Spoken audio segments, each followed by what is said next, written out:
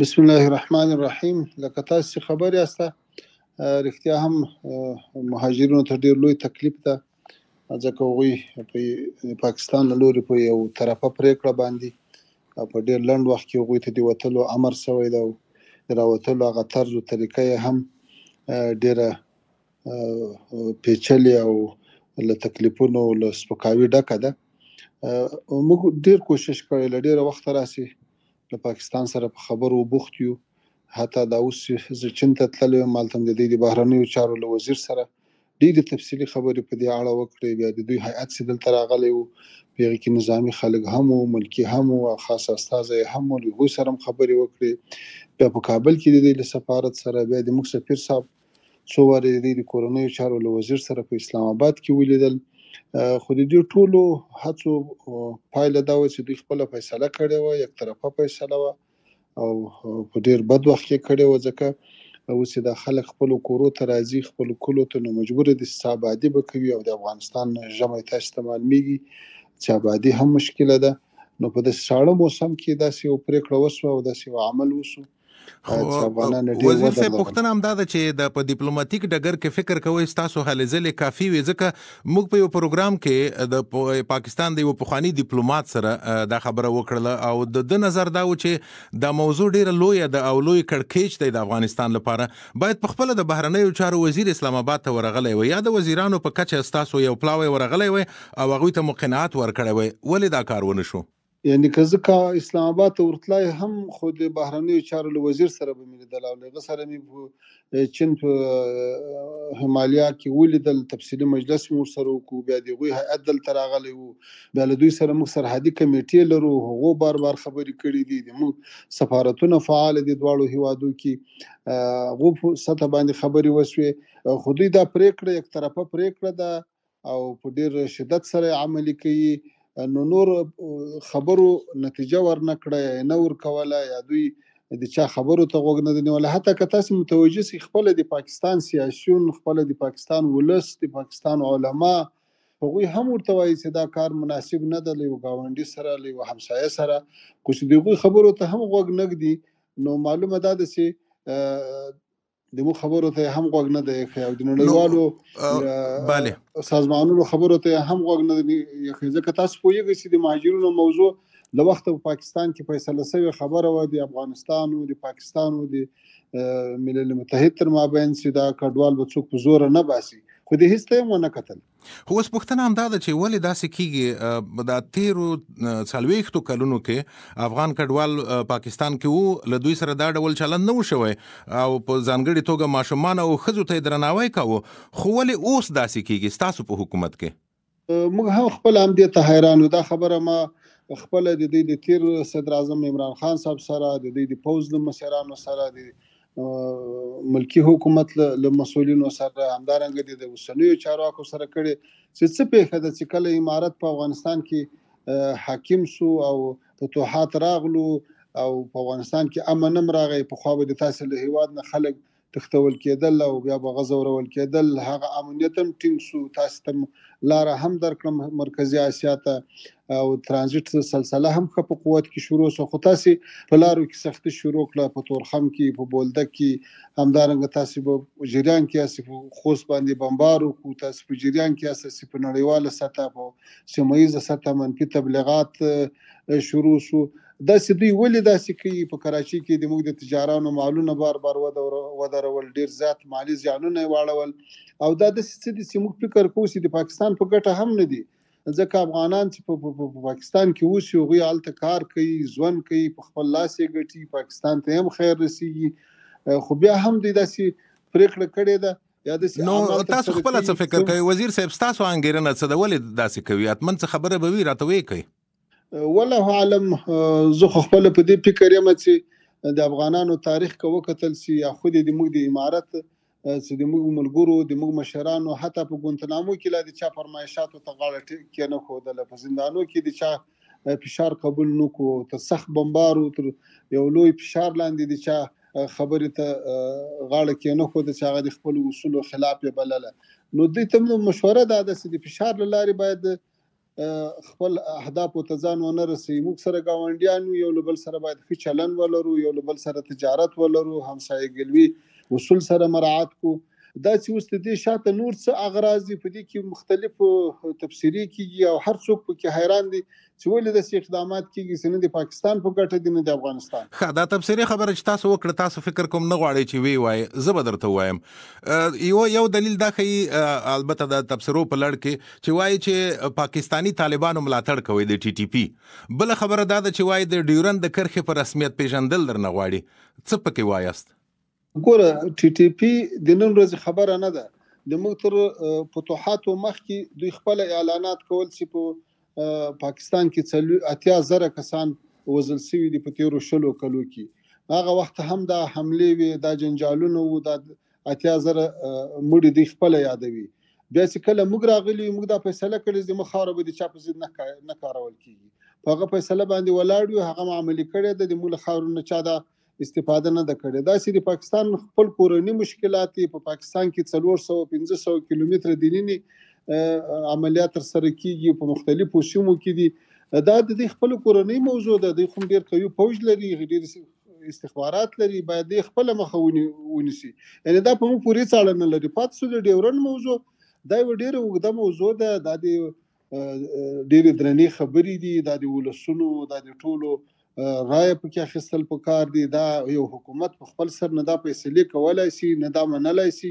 زه وایم چې دا تر 100 کاله زیات دا مسلې دوام کړی ده او اوس دوی په دغه وخت کې داسې یو فشار اچوي تر څو یو ملتونه یو څه فیصله ونه کړي. حکومتونه دومره درنې فیصلې نشي کولی. خو ځینې بیا فکر کوي چې په خپله د همدې ته لاره هواروي. دا اوس مثلا دوی ویلي دي چې بې ویزې بې پاسپورټه هېڅوک نشي تللی. هغه خلک چې د دغې کرښې په دواړو خواو کې اوسېږي، کورونه یې د چا هلته دي، د چا دلته دي، یو ورور هلته دی، یو دلته دی.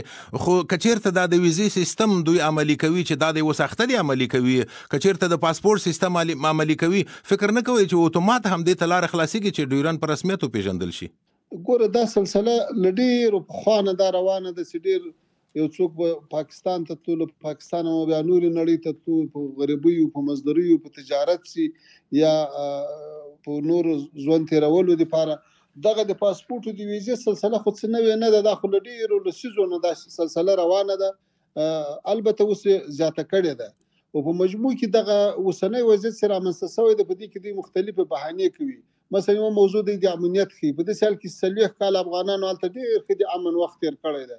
هېڅ تکلیف او اذیت یې پاکستان ولس ته یا د سیمې خلکو ته یا د خیبر پښتونخوا او د بلوچستان خلکو ته نه ده رسولی. نو اوس که داسې یو خبره کېږي، دا هم یو لکه یوه بهانه سي بلل کېږي. او پاتې شو دغه ځینې موضوعات کومې نوې خبرې نه دي، دا له پخوا نه روانې دي. خو داسې اوس څه شدت دی کې راوست، نه دا وخت و نه دا مناسب و. د پاکستان اقتصاد هم ډیر ضعیفه ده او ډیر مشکلات لري. زه فکر کوم له افغانستان سره، د افغانستان له لارې له مرکزي اسیا سره د دوی د تجارت یو ډیر ښه زمینه مساعده وه. موږ بیا هم هیله لرو چې د دوی چارواکي، د دوی سیاسي مشران، د دوی ولسونه، د دوی علما، هغوی په دې پالیسي باندې یو نظرثاني وکړي او بیا په دومره یو بد حالت باندې، په دومره یو سختۍ سره مهاجر بیچارهګان، ماشومان، سپینګیري او بیا په دې یخ کې بیا په لکونو انسانان، تاسو به په یاد وي چې کله به هم ملل متحد د مهاجرینو د انتقال سلسله شروع کولو نو په پسرلي کې به یې آغاز کړه، ځکه هغه به وخت و موسم به ښه وي او چا به په خیمه کې هم وخت تېرولی سوای، تر ونو لاندې به هم وخت تېرولی سوای، تر څو ځان ته یو خونه کوټه وسرای و حویلۍ جوړه کړي. ولې اوس وخت ډېر نامناسبه وخت ده او بیا په یو وار باندې دومره زیات او بیا چې هلته دوی کوم اعلانونه کوي، هغه اعلانونو خلاف بیا د دې پولیس له افغانانو سره چلند کوي. ښه، پوهېږم دې خبرې ته خو بېرته راستنېږو. د کډوالو موضوع یو لوی کړکېچ دی ستاسو لپاره. اوس هسې هم ستاسې ستونزې شته او دا یوه بله ستونزه پرې بار شوله. خو د پاکستان سره د اړیکو په اړه، خصوصا د ډیپلوماتیکو په اړه له خلکو سره ډېرې پوښتنې دي. هغه دا دی چې تاسو یو ډول مغشوشتیا رامنځته کړې ده. مثلا په پېښور کې ستاسو د سفارت کنسل وایي چې په نړۍ کې د پاکستان په څېر ښه هېواد نشته، ستاینه یې کوي او صدر اعظم مو بیا سخت ګیله ترې کوي وایي چې ټول نړیوال اصول مات کړي دي او د دفاع وزارت مو بیا نن د کورنیو چارو وزارت د سختو عواقبو خبرداری ورکوي. فکر نه کوي چې دغه کړنداره مو د پاکستان سره داسې مشخصه واضح او څرګنده نه ده؟ ګوره د موږ د مشرانو کړنلاره واضحه ده، مشخصه ده. د موږ مرکزی پالیسي د موږ کړنلاره هغه ده چې د موږ محترم رئیس الوزرا صاحب بیان کړه، ټول په دې همغه پیروي کوو. دا که یو بل کشر چیرته خبره کړي لکه تاسو اشاره ورته وکړه کونسل صاحب ته، هغه نو دغه شخصي نظر بللای شو. نو هغه خو د ډیپلوماټ تاسو استازولي کوي په هیواد کې، او که ډیپلوماټ ده هم خو انسان د خطا کیږي به. البته د موږ پالیسي دغه ده چې مشرانو بیان کړی ده، د موږ مرکزی ویندویانو بیان کړی ده، په همدغه باندې روان یو او بیا هم کوشش کوو چې له پاکستان سره اړیکې ډېرې خرابې نشي او د همسایګانو په ډول د ګاونډیانو په ډول دوی ته هم دغه مشوره ورکو، لکه د موږ رئیس الوزرا صاحب چې هم په خپلو خبرو کې وضاحت ورکو. د موږ هم دغه پالیسي ده. نور مثلا ستاسو د کابینې وزیران ورځي پاکستان ته، هلته د عادي کچې له خلکو سره ګوري، فکر نه کوي چې دا په خپله ستاسو حکومت د ځان قدر په خپله کموي؟ ګوره د موږ هر وزیر تللی ده، هلته له خپل سیال سره هم کتلي دي او دا اصول دي چې یو ملک ته ورسي هغه اصلي هدف چې د تا وي هغه ترلاسه کړي. بیا هلته څوک له خبریال سره هم ویني، له سپینګیري سره هم ویني، د مکتب او پوهنتون له استاد سره هم ویني. دا په افغانستان ته څوک راځي هم همداسې دي، موږ چې دنیا ته ځو هم همداسې دي. ولې داسې نه ده پیښه سوې چې د موږ کوم چارواکی دی تللی او هلته د خپل سیال سره نه یې کتلي؟ مطلب مې دا دی چې کله کله دغه د لیدنو کچه فرق کوي نه. د دوی یو کس راشي، د دوی مثلا سفیر راځي، تاسو ورسره ګورئ، او تاسو وزیر ورځي هلته د وزارت په کچه څوک نه ورسره ګوري. هدف مې دا و چې یو ډول ستاسو هغه ته ارزښت نه درکوي ډیپلوماټیکو اړیکو ته. دا خو بیله خبره ده. خو دا یو شی زه نه منم چې د موږ وزیر د تللی او هلته دغه وزیر نه ورسره لیدلی. ما درته ویل چې له خپل وزیر خپل سیال سره لیدلی دي، بیا به نور سره هم لیدلي. البته یو شی چې تاسو په جریان کې یاست، په تیرو 15 کلو کې په افغانستان کې جنګ و، هغه جهادي تنظیمونه هم هلته میشتو، ځینې نور جهاتونه هم هلته وو.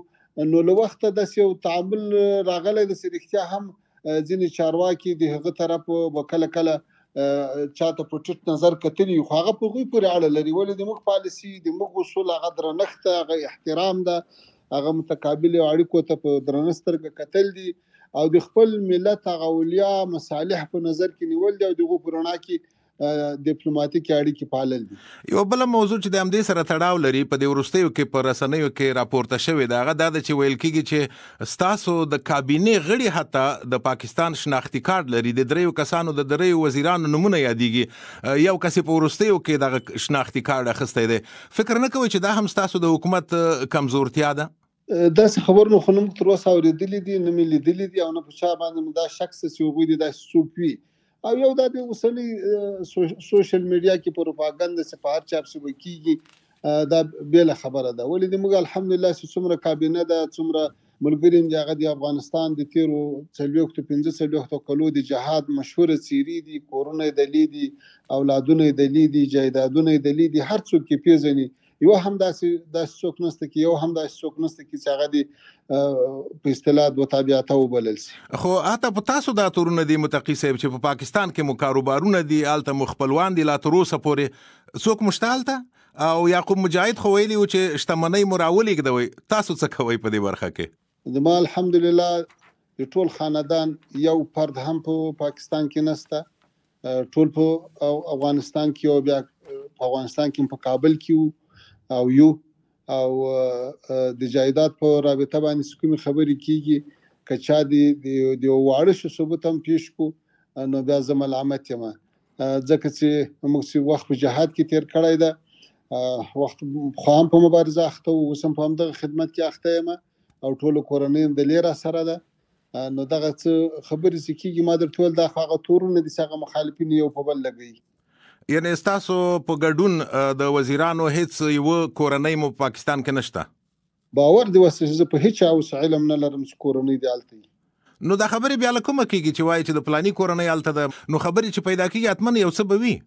ګوره خبرې خو ډېر بد تورونه په خلکو پسې تړل کېږي. دا خو اوس د پروپاګاندا دور ده، د سوشل میډیا دور ده، پابندۍ نشته په چا باندې، په چا اصولو ته څوک غاړه نه ږدي رقم تورونه په خلکو ستړل کیږي، خو الحمدلله ثبوت چا نه وړاندې کړی، مستند شي چا نه وړاندې کړی.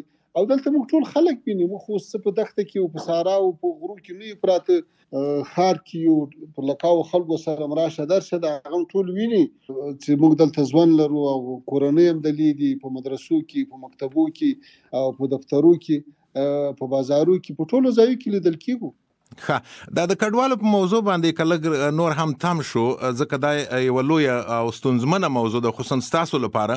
تاسو هڅه هم خپل مشکلات لري او دا یو لوی مشکل ده، ځکه چې هر ورځ زرګونه افغان کډوال راستنیږي د تورخم لارې، د چمن د لارې نه، او دا په څو کټګوریو کې دي. اصلا یو هغه څوک دي چې هلته ډیر وخت تیر کړی دی، کاروبارونه لري، داسې کسان دي چې 40 کاله هلته تیر کړي، افغانستان یې بیخي لیدلی نه دی، عملته پیدا شوی دی. د هغو سره به څه کوئ؟ د روزګار دپاره، د کاروبار، د استوګنې، د تعلیم په دې برخه کې به څه کوئ؟ ګوره د دې مهاجرینو په باره کې یو خبره، یو حقیقت باید ټول متوجه سو چې دا له افغانستان نه چې تللي دي، له مختلفو ولسوالیو، کلیو، ولایاتو نه تللي دي. الحمدلله ټول دلې خپلې مینې لري، مځکې لري، جایدادونه لري. البته دا یو شی سوي دي چې څوک تللي دي هلته ډېر وخت تېر کړی دی، نو دلته مځکه ستا خو کور یې نه ده ورباندې جوړ، یا پخوا یې وړوکی کور لاره، اوس ډېر سوي دي، نو هغه به یو څه زیاتوب غواړي. اوس هم دا خلک چې راځي خپلو سیمو ته ځي او په خپلو سیمو کې آبادیږي، څوک خپل زراعت بیرته راتازه کوي او په هغه باندې به ګزاره کوي. او دا خلک چې په هجرت کې الحمدلله اکثرو ډېر ښه کسبونه زده کړو، تجارت سره بلد سو، دنیا یې ولیدله. او یوه بله خبره د توجه وړ ده، هغه دا ده چې ډېر زیات بلکې په لکونو کورنۍ په پاکستان کې داسې اوسېدلې چې د هغوی کاروبار به په نوره دنیا کې وو، مثلا په عربو هیوادو کې وو، په اماراتو کې، په سعودي کې، په کویټ کې، یا په غربي نړۍ کې. هغوی له هغو هیوادو نه خپلو کورو ته پیسې را لېږلې او هلته یې ګزاره پرې کوله. نو دغه خلک که بیا افغانستان ته راځي، بیا یې هم هغه کاروبارونه چې په نورو دنیا کې ستا هغه به وي. نه خو ډېر داسې خلک هم چې دا خبره دې صحیح ده، مثلا په عربي هیوادونو کې یا په پاکستان کې، یا حتی دلته په اروپا کې ډېر افغان کډوال دي چې هغوی د خپل هیواد سره مرسته کوي، پیسې لګي، کاروبارونه هلته جوړوي. خو داسې خلک شته چې په افغانستان کې هیڅ نه لري. بلې دا واقعیت ته دا یقیني دي، ته به حکومت توجه کوي، دې ته به ولس او شتمن هیوادوال به ورسره همکاري کوي، په ګډه به لاسنیوی کوي. په دغه برخه کې نو هغه څه به کوو چې الله تعالی موږ پرې مکلف کړي او څومره دې موږ وس وي. او دویم ډله هغه خلک دي چې د ځان امنیت ته د ګواښ له کبله تللي دي، ستاسو د حکومت په راتګ سره دوی ولاړل او د هغوی که چېرته بیرته درځي، د هغوی امنیت ته ګواښ نه دی؟ هغو ته ځکه ګواښ نشته چې هېڅ څوک دلې پاته دي، د پوځ منصبان پاته دي، د حکومت 15 لکه شاوخوا مامورین چې اوس ټول موږ سره کار کوي هغه پاته دي، د تیر رژیم سره له خارجانو سره ټیکهداران پاته دي. اوس په میاشتو موږ چېرته د یوې امنیتي پیښې خبر نه ده اورېدلی. دغه اوازې یا دغه شکایت هغه څوک لري چې بهانه غواړي چې خارج ته ځان ورسوي، اروپا ته ځان په دغو خبرو ورسوي. افغانستان کې د هېچا سر ته خطر نشته، مال ته خطر نشته، دلته یو اصول سته، الحمدلله نظام حکیم ده. که چېرته وای خو یو ځای به موږ اورېدلي وای، تاسې به اورېدلي وای. نو خو ځینې پیښې وي متقي صاحب، ځینې پیښې وي په دا مزار کې مثلا بله ورځ یوه پیښه وشوله، هېڅ معلومه نه شوله چې دا څوک دي، ولې ووژل، څرنګه کیسه وه. خبره دا ده چې په دغسې حالاتو کې چې فرضاً د چا خبره قضیه یې دوسیه یې مطالعه نه شي، یو څوک وژل کېږي، نو هره بانه ورته جوړېدی شي. او دریمه هغه کټګوري دی، په دې اړه هم غواړم راته ووایي چې د نجونو د تعلیم لپاره هلته تللي دي. که تاسې د نجونو ښوونځي خلاص نه کوي، دوی به مجبور شي چې ایران ته لاړ شي یا نورو هیوادونو ته. فکر نه کوئ چې د هغو سره دغه لانجه چې د دوی یوه په ځای لانجه ده، د حل په برخه کې مرسته وشي؟ ګوره که چېرته د ځینو واقعاتو، د ځینو حادثو خبره سي، آیا دغه خلک چې د دې ځای نه تللي وو په امریکا کې یو کس ونه وژل سو؟ په دوی خو موږ تاسو خبر سوي، کېدای شي نور هم وژل سوي. دا خو حوادث دي، څوک به شخصي دښمني لري، چاته به څه نوې خبره ورپېښه سوي، دا خو په ټوله دنیا کې حادثې رامنځته کېږي. البته د نظام په سطح باندې په دې فکر چې تا په پخواني رژیم کې کار کړی ده، هغه خلک ټول د عمومي عافیې په رڼا کې آزاد ژوند لري. نو دا د امنیت موضوع چې دی یادوي، دا واقعا بیا اساسه موضوع ده او د خلکو ته هیڅ ستونزه نشته. او که چېرته فرضاً یو څوک د دې لپاره تللی چې هلته لور مکتب ته ځي او افغانستان کې دا امکان نشته، اوس درځي له مجبوریته، دا فکر نه کوي چې د دوی حق نور هم تلف کېږي چې دلته یې هم لور مکتب ته نشي تللی او مجبور دی چې بیا ایران ته وتښتي؟ دلته خو الحمدلله د تعلیم شعبې په مختلفو برخو کې د ټول هیواد په سطح خلاصې دي، که د چا اولادونه لورانې وړي وي تر شپږمه صنفه پورې خو مکتبونه ویلی سي. همدارنګه په دیني مدارسو کې چې په هغو کې اوس عصري علوم هم شته، تر انتها پورې درس کولی سي. دغه یوه برخه چې اوس فلحاله ولاړه ده، نو دې برخې ته به طبعا صبر وکیږي تر څو دې ته یو حل راوځي. نو څومره صبر دا 2 کاله خو تیر شول، فکر نه کوي چې دا اوس ښه موقع په لاس درغلی ده د دغه ورونو چې نجونو د تعلیم لپاره بهر تلي او پردي وطن ته اوس خپل وطن ته درځي، دا ښه موقع نه ده چې د دوی ته د نجونو ښوونځي پرانیستل شي؟ دا داسې یو موضوع ده چې د عالي تحصیلاتو د تعلیم و تربیې او نورې اړونده ادارې به غور ورباندې کوي او دغه ضرورتونه یا دغه تشویشونه هغوی هم اوري او څېړي به یې. نو کوشش به دا کېږي چې یوه داسې حل لاره راوځي چې هغه جانبي عوارض ونه لري. د نړۍ سره د اړیکو په اړه غواړم چې یو څه راته ووایاست. اړیکې خو مطابق د نړۍ سره نشته، تقریبا په نشت حساب دي، خو اوس که چېرته دا کډوال درځي تاسو به په خپل ځان دې ته تیار وئ چې د دوی پالنه وکړئ، ځکه دا خو ډېر امکانات غواړي او دغه کړکېچ به در باندې څومره بار وي؟ تڼۍ صاحب یو خو دا خبره که ووایم د تا شخصي نظر ده چې موږ نړۍ سره اړیکې نشته. دا اوس د موږ سفارتونه په ایران، ازبکستان، ترکمنستان، پاکستان، چین، قرغیزستان، قزاقستان، روسیه، آذربایجان، ترکیه، قطر او اندونیزیا، مالیزیا، په دې ټولو هیوادو کې فعال دي، سعودي عربستان کې او حتی په ډیرو هیوادو کې نور چې موږ سره ښې اړیکې لري، او لکه اسپانیا سو په اروپا کې، هالند سو، همداسې چک جمهوریت سو، دې خواته بلغاریا سو، دا ټول موږ سره همکاري لري او ټول سره راشه درشه لرو. بیا د ډیرو زیاتو هیوادو سفارتونه د لیک خلاص دي. نو د هندوستان په شمول د ډیرو هیوادو، د جاپان، د نورو هیوادو استازي زیاتره وخت لیوي، د سیمې هیوادونو سیمیات په دغه ټولو سفارتونه خلاص دي، راشه درشه لرو، تجارت لرو، هغوی د موږ پاسپورټ یو زمانه موږ د هغوی منو. نو اړیکې خو داسې نه دي چې لکه تاسې تعبیر وبچو. نو خو د اړیکو خو ګوره اړیکې خو متقي صاحب زما هدف دا و چې په دغه اړیکو کې دا هم راځي چې څوک له چا نه مرسته وغواړي، کومک ورسره وکړي. نړیوال ټول همدغسې ډیپلوماتیک اړیکې، یعنی هدف دا دی چې یو هیواد په رسمیت پیژندل شوی وي، دا نورې نړۍ هیوادونه ورسره مرسته کوي. تاسو په دغه حالت کې نه یاست، دا مرستې به څنګه کوئ د دې خلکو سره، د خپلو کډوالو سره؟ دا تیر کال چې په پکتیکا کې زلزله وشوه، د نړیوالو مرستې رالې. دا سږ کال چې په هرات کې زلزله وشوه، د ګاونډیو هیوادو، د لرې هیوادو، د عربو هیوادو مرستې راورسېدلې. په همدغه مهاجرینو په برخه کې دا څو ورځې د موږ له سفارتونو سره ناستې ولاړې دي، څوک خیمې رالیږي، څوک غذایي مواد رالیږي. خو بیا هم دا داسې یو غټ سیلاب ده چې بیا به هم ډیر بوج او ډیر بار د نظام او د حکومت په وګوي. موږ به کوشش کوو چې په دغه هغه حل لارې راوباسو، لکه څنګه چې موږ مشرانو ویلي چې خپلې خولې ګوله به ورسره نیمایي کوو، خپل امکانات به په کار اچوو.